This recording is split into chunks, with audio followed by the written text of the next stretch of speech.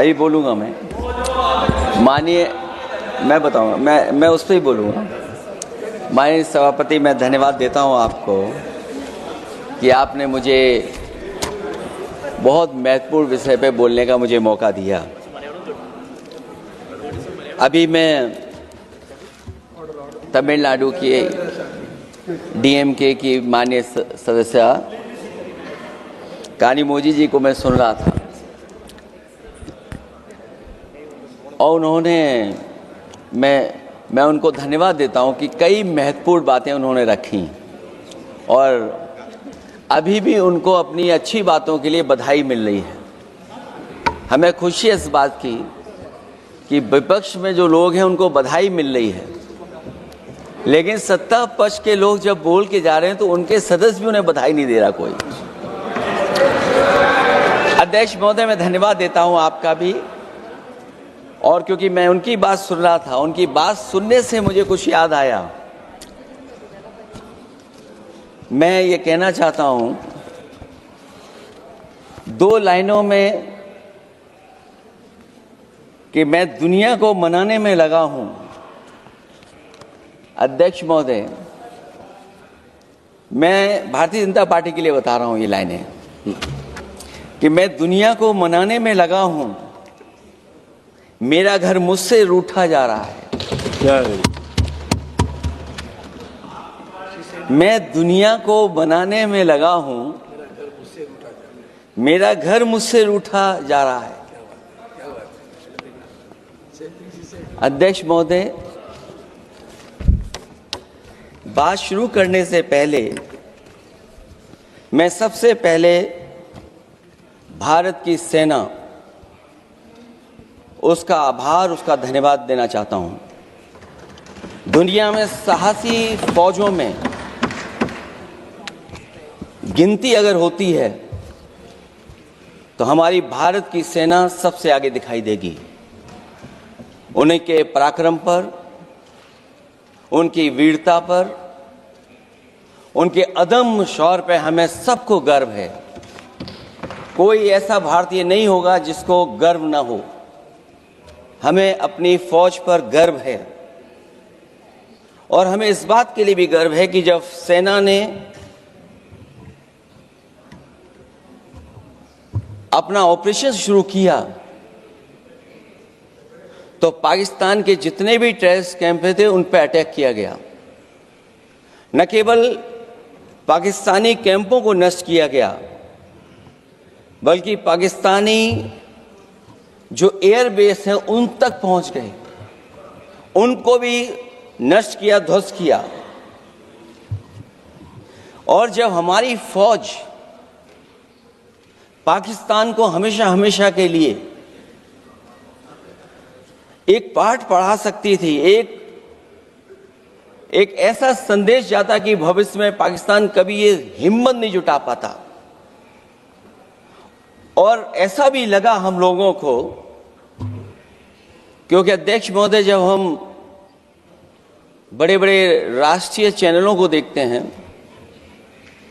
तो उन चैनलों से ये लग रहा था कि कराची हमारा हो गया है, लाहौर हमारा हो गया है। किसी चैनल ने किसी को ये भी बताया कि हमने उनको पकड़ भी लिया है। जो कमेंट्री, जो विजुअल्स थे, वो ऐसा लग रहा था कि अध्यक्ष महोदय अब पीओके हमारा हो जाएगा। हालांकि सरकार के इंजनों को मैं टकराता हुआ देखता हूं। हो सकता है ये मेरा भ्रम हो, लेकिन पीओके के मामले में सभी इंजन हमें एक दिखाई देते हैं, और जहां पीओके पे पहुंचने तक की बात थी, कुछ लोग तो पीओके पर ये कह रहे थे कि हमारा कब्जा हो जाएगा, 6 महीने का केवल हमें मौका मिल जाए। ये अफसर सरकार आखिरकार पीछे कैसे हट गई, और क्या कारण था कि सरकार को सीज फायर का ऐलान करना पड़ा? अध्यक्ष महोदय, हमें उम्मीद थी कि सरकार सीज फायर करेगी, सरकार ऐलान करेगी, लेकिन इनकी मित्रता बहुत है। बहुत गहरी मित्रता है और उसका परिणाम ये है कि इन्होंने अपने मित्र से ही कहा कि आप ही सीज फायर अनाउंस कर दीजिए, हमारी कोई जरूरत नहीं है, हम सीज फायर आपसे ही स्वीकार कर लेंगे। आखिरकार किस दबाव में ये सरकार स्वीकार कर रही है? वैसे तो अध्यक्ष महोदय, आज जिस विषय पर बोलने के लिए मैं खड़ा हुआ हूं, दरअसल वो विषय होना ही नहीं चाहिए था। ये दुर्भाग्यपूर्ण है कि आजादी के इतने साल बाद भी ऐसे मुद्दे बने हुए हैं। ये बात अध्यक्ष महोदय पक्ष विपक्ष की नहीं है, देश की सुरक्षा की है, जनता के जीवन और रक्षा की है। हम सब मिलकर के कोई ऐसी नीति रणनीति बनाते क्यों नहीं है जिससे सीमाएं हमेशा हमेशा शांत रहें। लेकिन पहलगांव की घटना ने साबित कर दिया है कि लापरवाही देशवासियों की जान ले सकती है। और अभी जब मैं सुन रहा था और बहुत ही उत्तेजित भाषा में जब जवाब मिल रहा था, उत्तेजित भाषा इसीलिए बोल रहे हैं कि जनता सम्मोहित हो जाए, जनता स्वीकार करने लगे। लेकिन सच्चाई ये नहीं है। आप कितना भी उत्तेजित बोलें, देश की जनता समझ रही है। ये सही है कि जनता के इमोशंस का लाभ आप उठा रहे हैं शासन करने के लिए। जनता का इमोशन का लाभ उठाती है सरकार। मुझे याद है कि जिस दिन पहलगाम हमला हुआ, उस दिन वहां का हर पर्यटक पूछ रहा था, जो पर्यटक पूछ रहे थे कि खतरों के बीच मेरी रक्षा करने वाला कोई वहां क्यों नहीं था। आखिरकार ये सबके मन में सवाल यही है कि जिस समय घटना हुई, आखिरकार उन्हें बचाने वाला कोई क्यों नहीं था। और जो सरकार ये दावा करती है, 370 के बाद ये कहा सरकार ने कि भविष्य में कोई आतंकवादी घटना नहीं होगी, वहां टूरिज्म बढ़ेगा। जितने लोग वहां गए वो सरकार के भरोसे पे गए थे, वो सरकार के आश्वासन पे गए थे।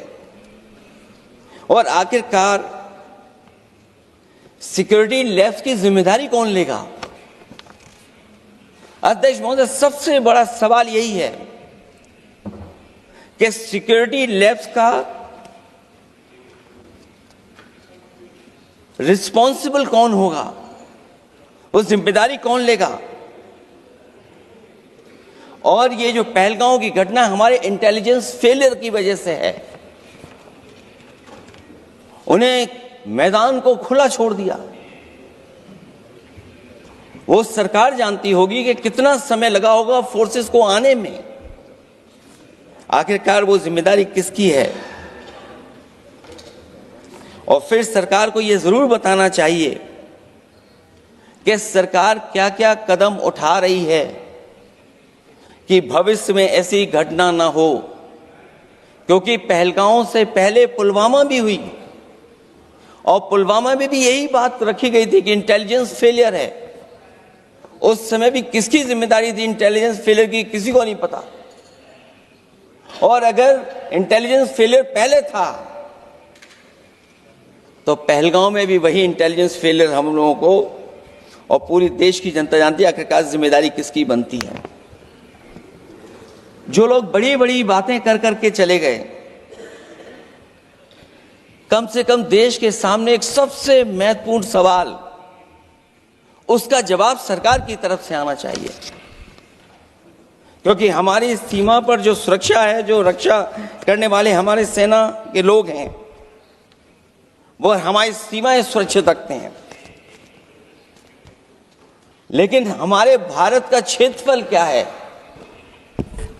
और सरकार को कम से कम ये जानकारी देनी चाहिए सदन को, देश की जनता को, कि जिस समय सरकार में ये भारतीय जनता पार्टी आई है और आज जब हम सदन में चर्चा कर रहे हैं तो हमारे भारत का क्षेत्रफल क्या है, कम से कम क्षेत्रफल पता होना चाहिए। क्योंकि जब हम सवाल पूछते हैं, और जो सवाल पर्यटक पूछ रहे थे कि कुछ ऐसे लोगों को सरकार की ओर से चारों तरफ से चाक चौबंद सुरक्षा घेरा क्यों दिया जाता है, वो जो बाद में ठग साबित होते हैं, जो हमारी रक्षा क्यों नहीं की गई। पहलगाम के दूसरे दिन की जिस तरह की राजनीतिक कार्टून, क्योंकि जिस तरह का लाभ लेना चाहते हैं भारतीय जनता पार्टी के लोग, हम सब ने देखा कि पहलगाम के दूसरे दिन ही जिस तरह का राजनीतिक कार्टून भाजपा के ऑफिशियल हैंडल से पब्लिश किया गया और हमारे द्वारा घोर आपत्ति किए जाने पर हटाया गया, उसने साबित कर दिया कि भाजपा के लोग भी जानते हैं कि दुख की इस घड़ी में उन्होंने देश की भावनाओं के साथ बेहद शर्मनाक खिलवाड़ किया है। भाजपा बताए कि ऐसे संवेदनहीन लोगों के खिलाफ उन्होंने क्या कार्रवाई की है। ये अति गंभीर प्रश्न है कि जिन्होंने अपनों को खोया है उन पर दबाव डाल करके बयान भले बदलवा दिए जाएं, लेकिन भाजपा याद रखें, बयान बदलवाने से सच नहीं बदल जाता है। पहलगांव के शहीद सैनिक की पत्नी द्वारा देश हित में शांति और सौहार्द की अपील करने पर उनसे जिस तरह का दुर्व्यवहार और उपशब्द कहे गए, उससे हर महिला और सच्चा देश प्रेमी बहुत दुखी है, आहत और शर्मिंदा हुआ है। ये सब जानते हैं कि किन लोगों की हरकत थी। इस संदर्भ में और परिप्रेक्ष्य में हमने महिला आयोग को पुरजोर अपील की थी कि वो नारी की गरिमा के विरुद्ध गलत बयानी करने वालों के खिलाफ केवल शाब्दिक औपचारिकताएं न निभाएं और बल्कि सही से कार्रवाई करें, लेकिन उस पर भी कुछ नहीं किया सरकार ने। पहलगाम की पीड़ित महिलाओं के बारे में कहे गए बयान के लिए निंदनीय शब्द से निंदनीय शब्द तक को आपत्ति होगी। नारी वंदन की जगह नारी का अपमान, निंदा और हर संभव शोषण और उत्पीड़न करना ही भाजपा का असली चेहरा है, जो बेहद शर्मनाक है। पहलगाम में हुए आतंकवादी हमले के जवाब में एलजी साहब ने कहा कि वो इंटेलिजेंस फेलियर है, लेकिन यह नहीं बताया कि फेलियर क्यों हुआ है। अध्यक्ष महोदय, मैं उम्मीद करता हूं कि सरकार का यह जवाब जरूर आए कि फेलियर क्यों हुआ है। ऑपरेशन सिंदूर के नाम पर जो प्रचार किया गया वो भी निंदनीय है। सच तो यह है कि ऑपरेशन सिंदूर का होना ही सरकार की विफलता का प्रतीक है। इससे बड़ी विफलता सरकार की कोई नहीं हो सकती कि अध्यक्ष महोदय हम और आप सब मिलकर के बैठ करके सिंदूर ऑपरेशन पर बहस करें, चर्चा करें। ऑपरेशन सिंदूर के दौरान विदेशी लोगों ने दावा किया कि उन्होंने उसे रुकवाया है। ये बात कई बार माननीय सदस्यों की तरफ से आई है कि आखिरकार किसने रुकवाया। हमसे हमारी संप्रभुता खंडित हुई है। संप्रभुता ही स्वतंत्रता की सुनिश्चित करती है। इधर आज़ादी के अमृतकाल का ढिंढोरा पीटा जा रहा है, उधर हमारी इंटीग्रिटी को चुनौती दी जा रही है। देश की विदेश नीति पूरी तरह फेल है। ऑपरेशन सिंदूर और पहलगाम की घटना पर दुनिया के किसी भी देश ने हमारा साथ नहीं दिया। ये हमारी विदेश नीति का संकट काल है। हमारे पड़ोसी देश या तो अतिक्रमण कर रहे हैं या हमारे साथ नहीं खड़े हैं। और अध्यक्ष महोदय, जो हमारे मंत्री जी हैं, जिनका क्षेत्र बिल्कुल सीमा पर है, उनसे बेहतर कोई नहीं जानता होगा कि आखिरकार पड़ोसी देश कितना हमारी सीमाओं पर अतिक्रमण कर रहा है। गंभीर नहीं है। समाजवादियों ने हमेशा देश की सरकारों को चिताया है कि असली चुनौती और प्रतिद्वंद्विता किस देश से है, कौन पूर्वोत्तर की सीमाओं में इंक्रोचमेंट कर रहा है। सरकार को ऐसे मामलों में साहस और समझदारी से काम लेना होगा, सीमाओं से समझौता नहीं करना चाहिए।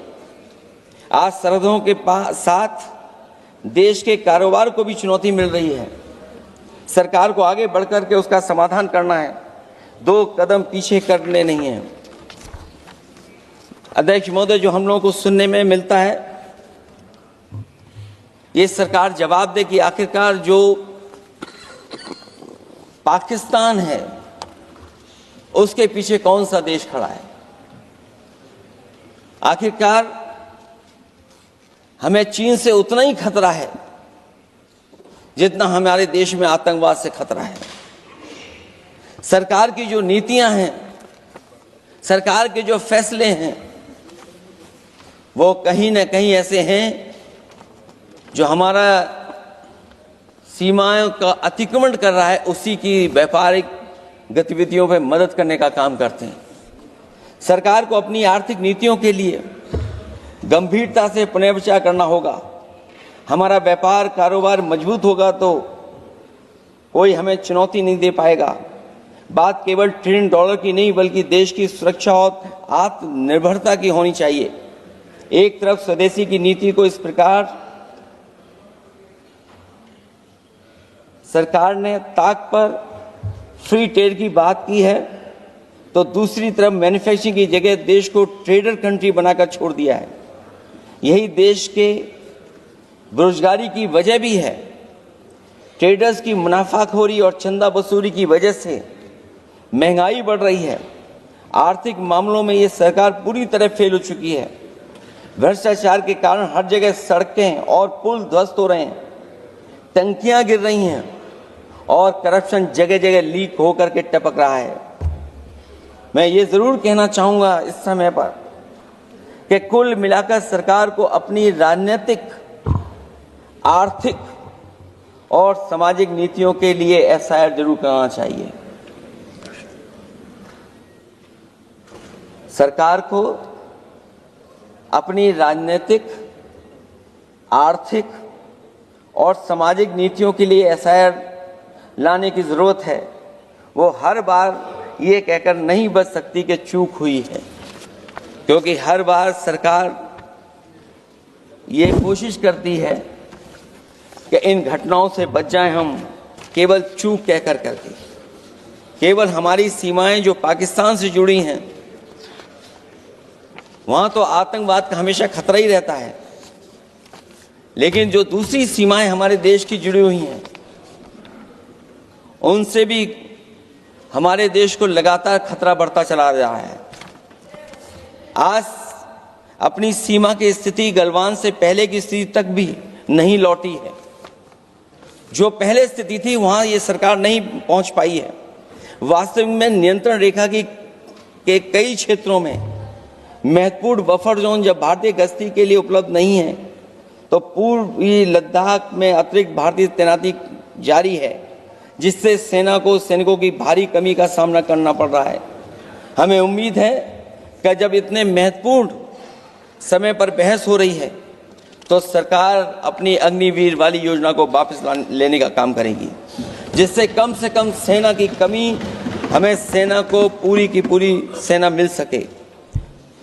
जनवरी में अपनी वार्षिक प्रेस वार्ता में जब सेना प्रमुख ने से ये पूछा गया, तो उन्होंने जवाब डालते हुए कहा कि गश्ती से जुड़े फैसले अब स्थानीय कमांडरों पर छोड़ दिए गए हैं। जैसे भारत की सीमाओं की पवित्रता अब राजनीतिक नेतृत्व का नहीं, बल्कि स्थानीय सेवा अधिकारियों का मामला रह गया है।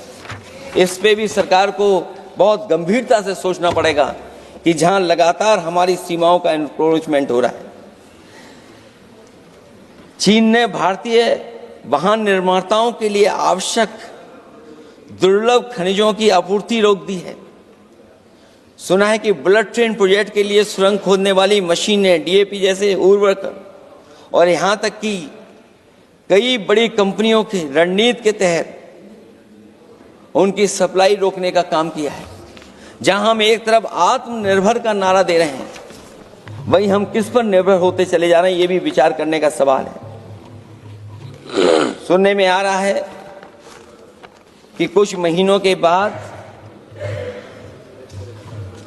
सरकार बीजिंग में मंत्री अधिकारी सब मिलकर के कोई बहुत बड़ी मीटिंग होने जा रही है।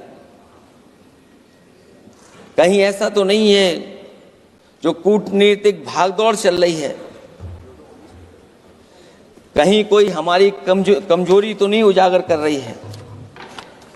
इसलिए जहां हमें पाकिस्तान से खतरा है, उसकी सीमाओं से हमारा आतंकवाद आ रहा है, वहीं जो उसके पीछे खड़ा हुआ देश चीन, उससे भी हमें सावधान रहना पड़ेगा। और अध्यक्ष महोदय, हम सब समाजवादियों ने कई मौकों पर ये बात रखी और कही कि हमारा खतरा पाकिस्तान से नहीं है, हमारा खतरा है चीन से। न केवल वो हमारी जमीन छीन रहा है समय समय पर, बल्कि हमारे बाजार को भी छीनने का काम कर रहा है।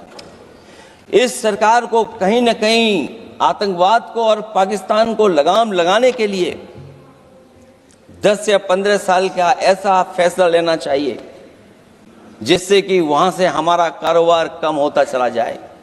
और अगर हमारा देश महोदय कारोबार कम नहीं होगा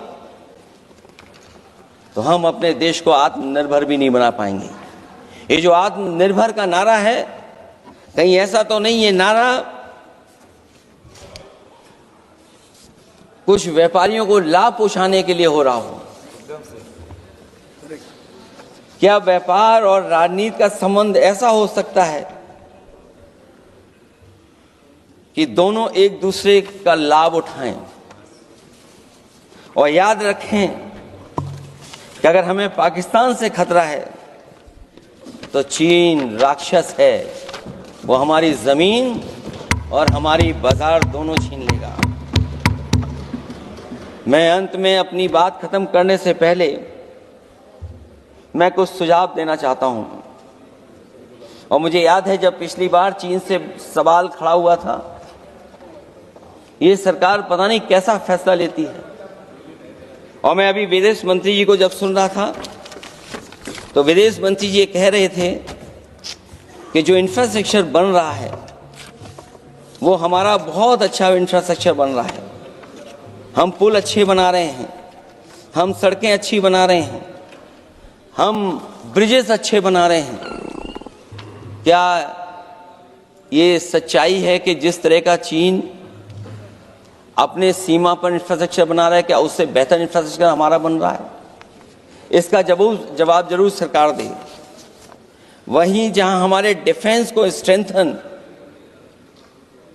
जितना हम करेंगे उतनी हमारी नेशनल सिक्योरिटी स्ट्रेंथन होगी। ये जो बजट लगातार कम होता चला जा रहा है, इस बजट को बढ़ाना चाहिए और कम से कम जीडीपी का 3% बजट डिफेंस का होना चाहिए। और जो बजट डिफेंस का हो वो नॉन लैप्सेबल हो, मॉडर्नाइजेशन के लिए फंड हो जिससे कि लैप्स ना करे और हमारी रिसर्च एंड डेवलपमेंट लगातार चलता रहे।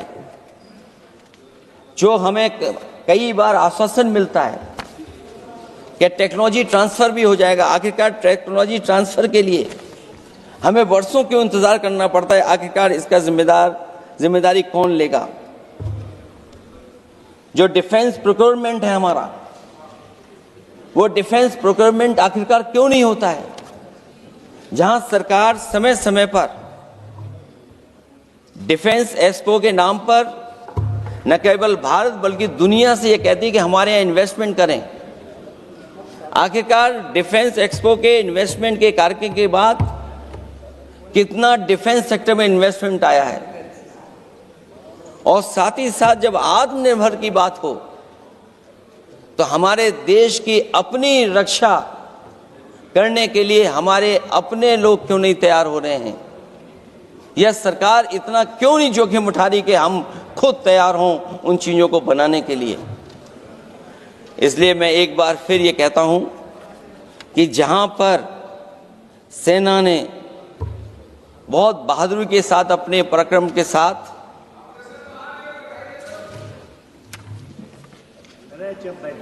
पराक्रम, वीरता और अदम्य शौर्य की जो उन्होंने परिचय दिया, उसके लिए फौज को मैं बधाई देता हूं।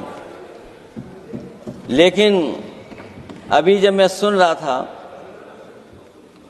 ये जो अभी आतंकवादी मारे गए हैं, आतंकवादी मारे जाते हैं, हम सब पक्ष में हैं, लेकिन हर जगह राजनीतिक लाभ आखिरकार कौन उठा रहा है? क्योंकि मैं अपनी बात खत्म कर रहा था, अध्यक्ष महोदय ये पूछ रहे हैं कि आज महादेव ऑपरेशन पे मैं धन्यवाद क्यों नहीं दे रहा हूं। अध्यक्ष महोदय, जिस समय समर्थन की बात आई, पूरे देश के जितने भी राजनीतिक दल हैं वो आपके साथ थे। आखिरकार इनकाउंटर कल ही क्यों हुआ?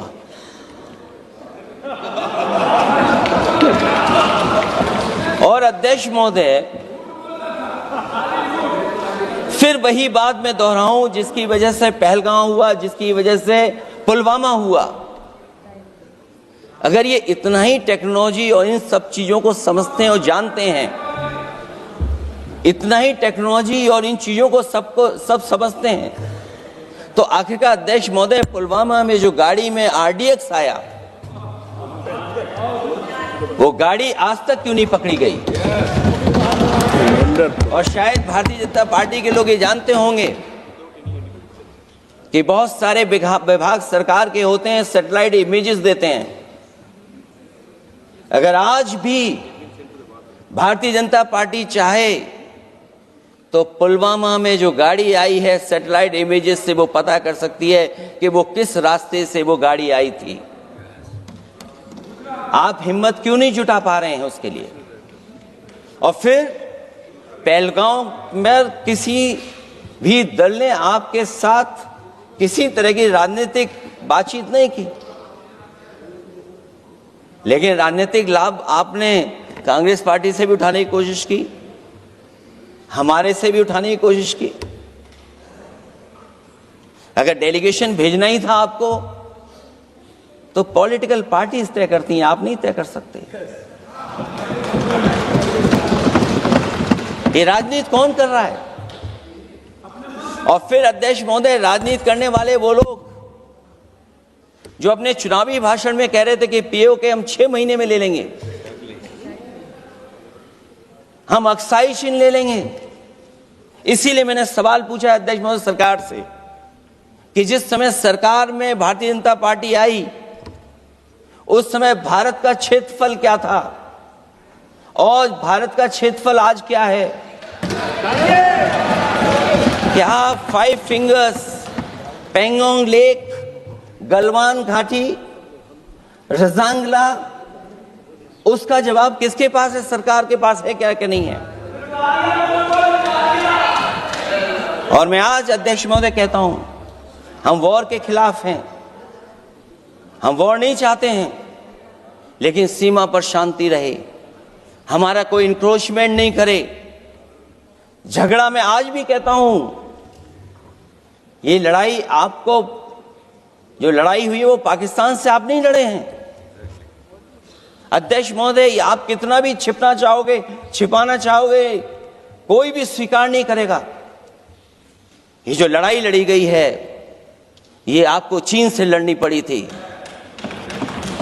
और जो समय आप बताते हैं कि इस समय से इस समय तक हमारी एयरफोर्स और हमारे लोगों ने हमला किया, टेररिस्ट लोगों के तमाम सेंटर्स को खत्म किया है, तो हमारे मन में भी एक इच्छा आती है कि हमारे सबसे बेहतरीन एयरक्राफ्ट जो नींबू और मिर्च लगा करके जिनकी पूजा की गई थी, वो कितने उड़े थे? हम और सवाल नहीं पूछना चाहते हैं हम आपसे। मैं केवल इतना पूछना चाहता हूं कि जिन एयरक्राफ्टों को नींबू और मिर्च लगाकर के पूजा की गई थी, वो एयरक्राफ्ट कितने उड़े थे? हमें अपनी पूरी एयरफोर्स पे गर्व है। इतने बेहतरीन पायलट किसी के पास नहीं है जितने बेहतरीन पायलट हमारे पास हैं। और हम समाजवादी वो लोग हैं जिन्होंने ऐसा इंफ्रास्ट्रक्चर सड़कों का बनाया था कि अगर कभी इमरजेंसी हो तो आपका एयरक्राफ्ट वहां पर उतर जाएगा। और देश में पहली बार सुकोई, मिराज और हरकुलस अगर किसी ने सड़क पर उतारे थे तो वो समाजवादी पार्टी और हम लोगों ने सड़क पर उतारने का काम किया था। सही बात। और दूसरा, देश महोदय, मैं और जानकारी देना चाहता हूं। आपके देश के प्रधानमंत्री जी हमारे देश के नहीं, हमारे भी प्रधानमंत्री हैं, हमारे हैं बात खत्म हो रहा है। अध्यक्ष महोदय, मैं फिर बोलता हूं। अध्यक्ष महोदय, मैं तो आपको बहुत अच्छा मान रहा था कि आप ही मुझे बुलवा के गए थे। मैं फिर बोलता हूं, देखिए प्रधानमंत्री जी की लाइनें हैं ये वाली, मैं दुनिया को मनाने में लगा हूं, मेरा घर मुझसे रूठा जा रहा है। आखिरकार कौन रूठा हुआ है? इस देश में जो हमने देखा इतने दिनों में, प्रधानमंत्री जी डिफेंस मिनिस्टर का भी रोल प्ले कर रहे थे। इसलिए जिस सड़क पर हमारे देश के प्रधानमंत्री जी हरकुलस विमान से उतरे थे, वो हाईवे किसी ने डिजाइन किया था तो समाजवादी लोगों ने डिजाइन किया था। यूपी में तो डिजाइन हो गया एक और, लेकिन देश में क्यों नहीं ऐसी सड़कें बन रही जहां पर इमरजेंसी के समय पर एयरफोर्स इसको इस्तेमाल कर सके?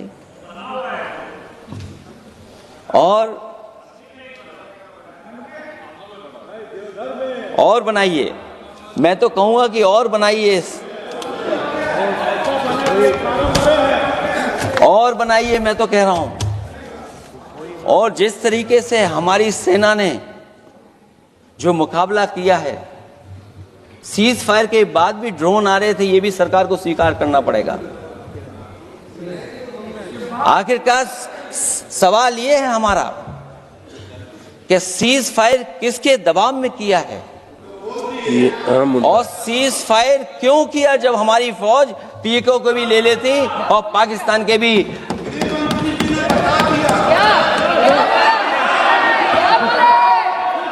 अध्यक्ष महोदय,